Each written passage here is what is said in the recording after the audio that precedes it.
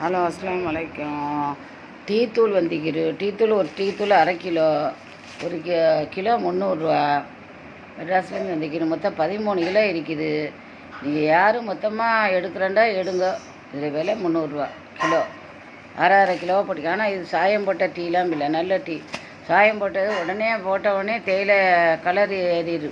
இது கொதிக்க விட்டு கலர் ஏறு. நல்லா மணத்து கிடக்கு. கொழும்பு டீலாம் மணக்குமே, அதை மோந்து பார்த்தேன். அதே மாதிரி மணக்கிறதுனால கொழும்புலேருந்து டீ இப்படி தான் மணக்கும்.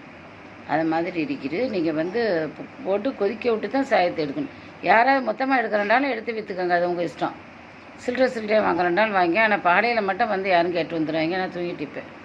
சரி, எனக்கு எத்தனையோ வியாபாரம் அங்கேயிருந்து மொத்தமாக பைசா கொடுக்காம ஹோல்சேல் ரேட்டுக்கு வரதான் சரி. இருந்தாலும் ஏழையில் எனக்கு பால் டைம்லாம் இப்போ யாரும் தட்டிட்டா தூக்கம் கழிஞ்ச விலைக்கறியெல்லாம் தட்டினா திறக்கல மாட்டேன். போயிடுவாள். 2வது தான் மறுபடியும் தட்டுவாள். அப்படியே உடல்நிலை வைக்கிது.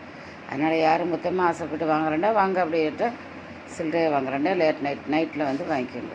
1 கிலோ 2 கிலோ மொத்தமாக கொடுத்துரும்.